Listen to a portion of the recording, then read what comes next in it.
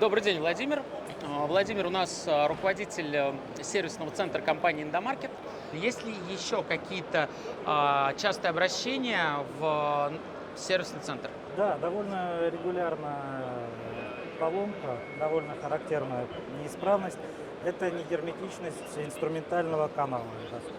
Для того, чтобы избежать последствий повреждения инструментального канала и дорогостоящего ремонта, эндоскоп необходимо регулярно проверять на герметичность. Регулярная проверка на герметичность позволит избежать последствий залития эндоскопа даже в случае повреждения инструментального канала и других значительных повреждений эндоскопа.